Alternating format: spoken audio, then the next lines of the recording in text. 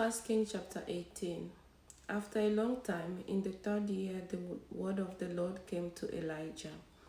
Go and present yourself to Ahab, and I will send rain on the land. So Elijah went to present himself to Ahab. Now the famine was severe in Samaria, and Ahab had summoned Obadiah, his palace administrator. Obadiah was a devout believer in the Lord. While Jezebel was killing off the Lord's prophets, Obadiah had taken 100 prophets and hidden them in 2 caves, 50 in each, and had supplied them with food and water. Ahab had said to Obadiah, "Go through the land to all the springs and valleys.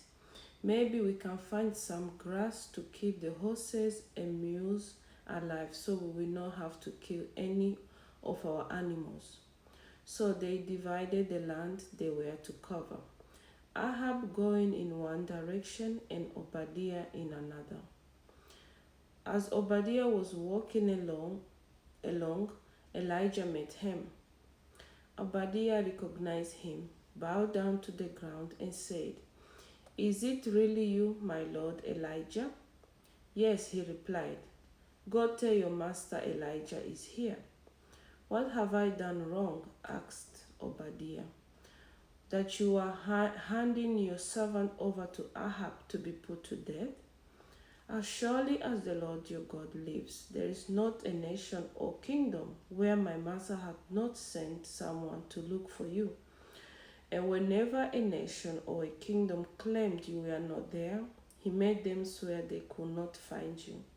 But now you tell me to go to my master and say Elijah is here. I don't know where the Spirit of the Lord may carry you when I leave you. If I go and tell Ahab and he doesn't find you, he will kill me. Yet I, your servant, have worshipped the Lord since my youth.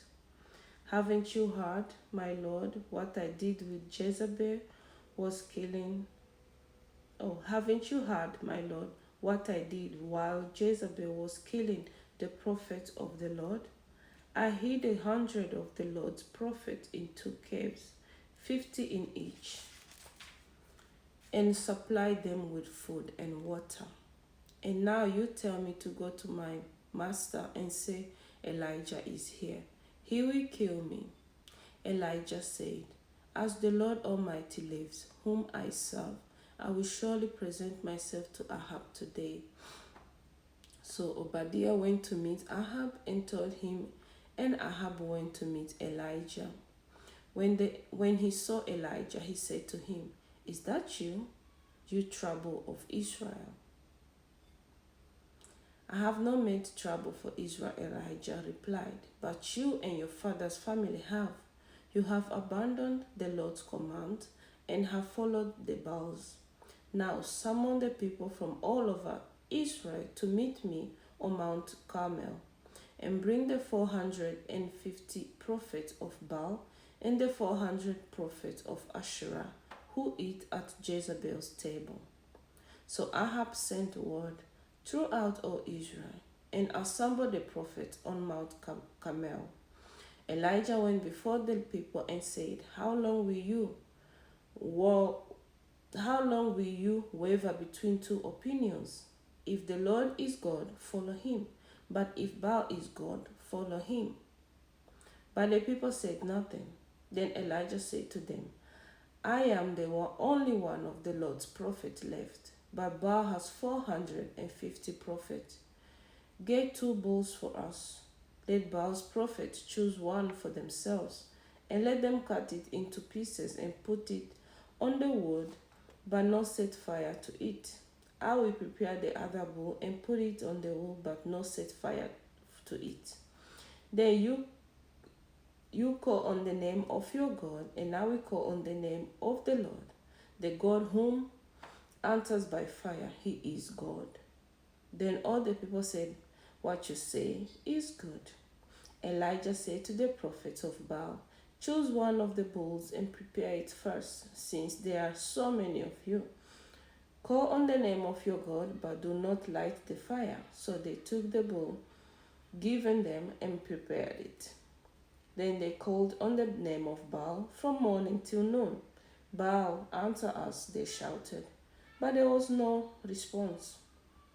No one answered, and they danced around the altar they had made. At noon, Elijah began to taunt them. Shout louder, he said. Surely he is a god. Perhaps he is deep in thought, or busy, or traveling.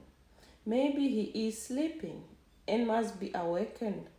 So they shouted louder and slashed themselves with swords and spears, as was their custom, until their blood flowed. Midday passed, and they continued their frantic prophesying until the time for the evening sacrifice. But there was no response. No one answered. No one paid attention. Then Elijah said to all the people, Come here to me. They came to him, and he repaired the altar of the Lord, which had been torn down.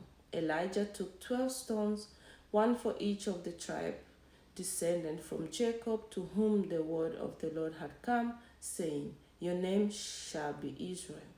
With the stones he built an altar in the name of the Lord, and he dug a trench around it, large enough to hold 2 seals of seed. He arranged the wood, cut the bull into pieces, and laid it on the wood.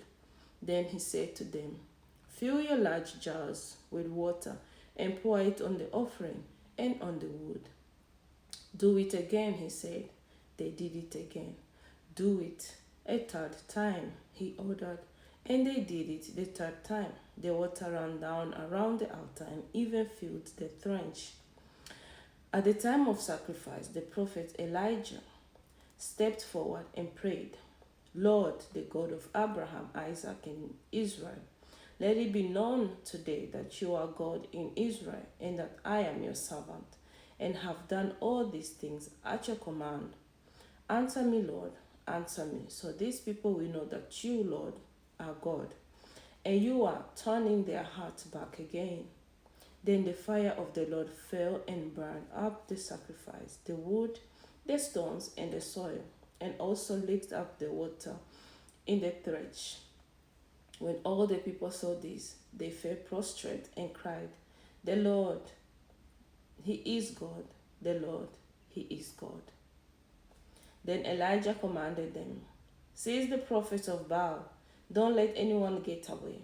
They seized them, and Elijah had them brought down to the Kishon Valley and slaughtered there.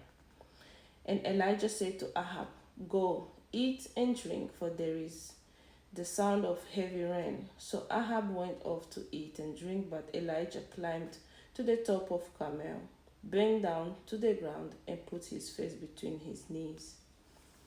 Go and look towards the sea, he told his servant. And he went up and looked.